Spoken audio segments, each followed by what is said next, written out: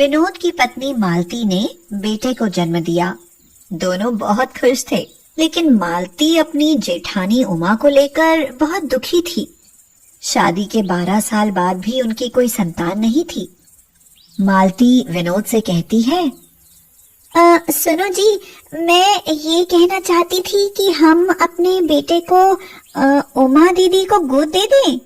इस पर विनोद बोला, लेकिन हम अपना बच्चा कैसे दे सकते हैं?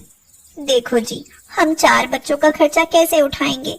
पहले से ही 2 बेटियां और 1 बेटा है, और अब ये आप सब्जी बेचकर कितना कमा लोगे? मेरी बात मान लो, ये बेटा दीदी को दे दो। हाँ, वैसे तो सही कह रही हो। मेरा काम भी कोई बड़ा नहीं है। भैया तो बैंक में है, हमारे एक बेटे का भविष्य तो बन ही जाएगा। चलो ठीक है, दे देते हैं। अरे बेटा तो फिर भी हमारा ही रहेगा। भैया भाभी से आज ही बात करता हूँ। विनोद अपने भैया और भाभी के सामने बात रखता है। भैया, अपनी छाती पर पत्थर रखकर मैंने ये फैसला लिया है। भाभी, मेरा ये बेटा आप गोद ले लो। रवि और उमा बहुत खुश हुए। उनकी तो मुराद पूरी हो गई। लेकिन देवर जी, ये बात हम लोगों के बीच में ही रहनी चाहिए। बच्चों को इस बात का कभी नहीं पता चलना चाहिए। ठीक है भाभी जी, मैं वादा करता हूँ किसी को कभी भी कुछ पता नहीं चलेगा। अब एक बेटा विनोद के पास था और एक रवि के पास। विनोद बेचारा रेडी पर गली गली में सब्जी बेचकर घर का खर्चा चलाता था, और रवि बैंक में मैनेजर था। विनोद के बेटे का नाम आयुष था और रवि के बेटे का नाम था चिराग। दोनों बच्चों की परवरिश अलग अलग माहौल में होने लगी। चिराग को किसी चीज की कमी नहीं थी। रवि ने उसे अच्छे स्कूल में पढ़ाया, लेकिन आयुष, वह बेचारा सरकारी स्कूल में ही पढ़ा। आयुष हमेशा चिराग के पुराने कपड़े और जूते चप्पल पहनता था। उसके पुराने स्कूल बैग और पुरानी किताबों से ही आयुष का काम चल जाता था।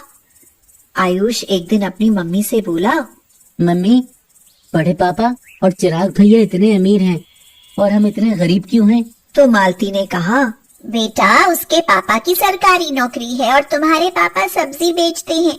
ऊपर से तुम 3 भाई बहन हो, हमारा खर्चा भी तो ज्यादा है। उनका क्या, चिराग तो अकेला है, हमारे पास पैसा कहाँ से आएगा?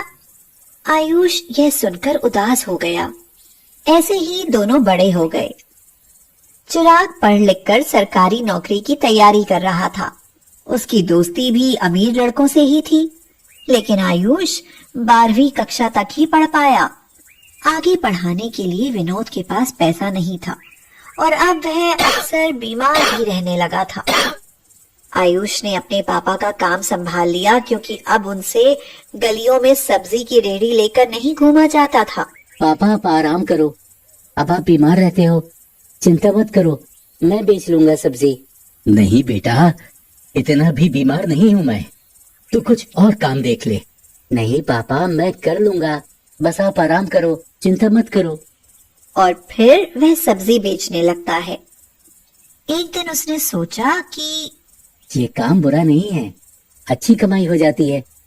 क्यों ना बचे हुए पैसों में साथ के साथ अपनी पढ़ाई पूरी करूं। अब वह दिन में सब्जी बेचता और रात में पढ़ाई करता। चिराग जब भी उसे देखता तो उसकी हंसी उड़ाता। अरे भाई, तुझे कोई और काम नहीं मिला या पूरी जिंदगी ये सब्जी की रेहड़ी खींचते रहोगे? तुम्हें तो अपना भाई बताने में भी शर्म आती है। साथ में चिराग के दोस्त भी उसकी हंसी उड़ाते थे। चिराग को हमेशा आदत थी कि वह अपनी सारी चीजों की तारीफ खुद ही करता रहता था। अरे आयुष, ये देख, मेरी शर्ट 2000 रुपए की है। यार, तेरे तो मजे हैं, कुछ दिन मैं पहन लूं, मेरा मन भरने के बाद तो तुझे ही पहननी है। भैया, आप अब मुझे अपने कपड़े मत देना, अब मैं काम करने लगा हूँ, मैं नहीं खरीद लूंगा। तेरी कमाई इतनी नहीं है जो तू इतनी महंगी कमीज खरीदेगा।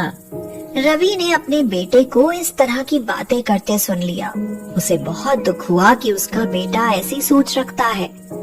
शायद हमारे लाड प्यार ने उसे बिगाड़ दिया है, इसे सबक सिखाना पड़ेगा।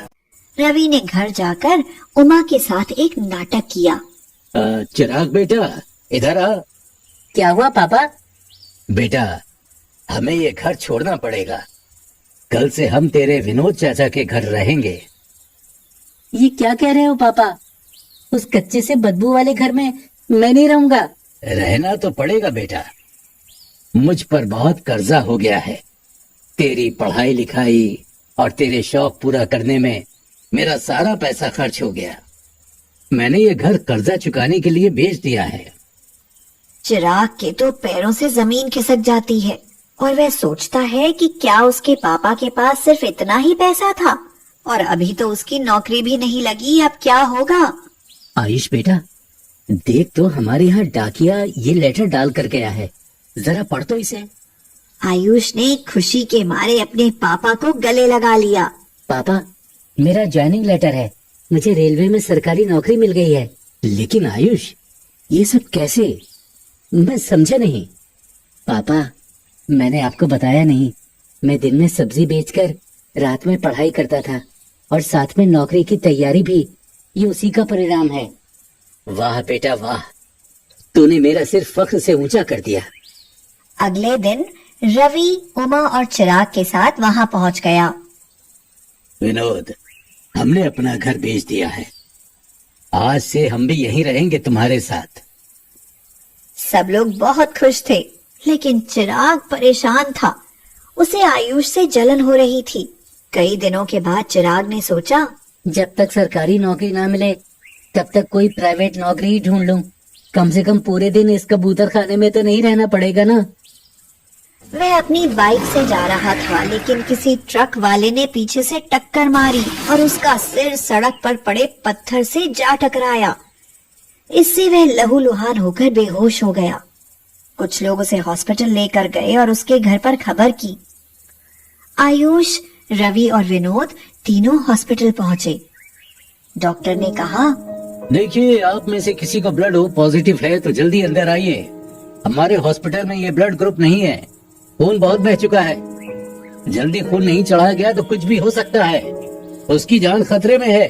सर, मेरा ओ पॉजिटिव है, मेरा खून ले लीजिए और मेरे भाई को बचा लीजिए। डॉक्टर ने आयुष का खून चिराग को चढ़ाया। अब वह खतरे से बाहर था। चिराग जब होश में आया तब रवि ने उसे बताया कि आज वह अपने उस गरीब भाई की वजह से जिंदा है, जिसकी गरीबी का वह मजाक उड़ाया करता था। अगर आज आयुष खून नहीं देता तो तुम जिंदा नहीं बचते। पापा, आयुष को बुला दीजिए। आयुष अंदर आया और चिराग ने माफी मांगते हुए उससे कहा, मुझे माफ कर दो भाई, मुझे अपनी अमीरी का कुछ ज्यादा ही घमंड हो गया था। हमारा घर, रुपया, पैसा सब चला गया, लेकिन मुसीबत के समय एक भाई ही भाई के काम आया। मेरे मन में तुम्हारे लिए कभी गुस्सा नहीं था, लेकिन हाँ, अपनी गरीबी को देखकर थोड़ा दुखी जरूर होता था। सब भूल जाओ भैया और घर चलो। घर पर मम्मी और बड़ी मम्मी इंतजार कर रही होंगी। चिराग अब उन दोनों से अच्छा बर्ताव करने लगा। चिराग, मैंने घर बेचने का नाटक सिर्फ तुझे सबक सिखाने के लिए किया था। मैंने तुझे आयुष की गरीबी का मजाक उड़ाते हुए देखा था, पर तू नहीं जानता कि वो तेरा सगा भाई है। उसके माँ बाप ने हमें औलाद न होने के कारण तुझे हमें गोद दे दिया था। मैं बताना नहीं चाहता था, लेकिन तेरी उसकी गरीबी के लिए सोच देखकर मुझे ये सब कुछ बताना पड़ा। पर अब तो हाँ, सुधर गया है। चल, अब हम अपने घर चलते हैं। नहीं पापा, आपने मेरी आंखें खोल दी। अब आप और हम यहीं रहेंगे, सब एक साथ। मुझे वो बड़ा घर नहीं चाहिए। शिक्षा मुसीबत के समय में पैसे नहीं, अपने काम आते हैं।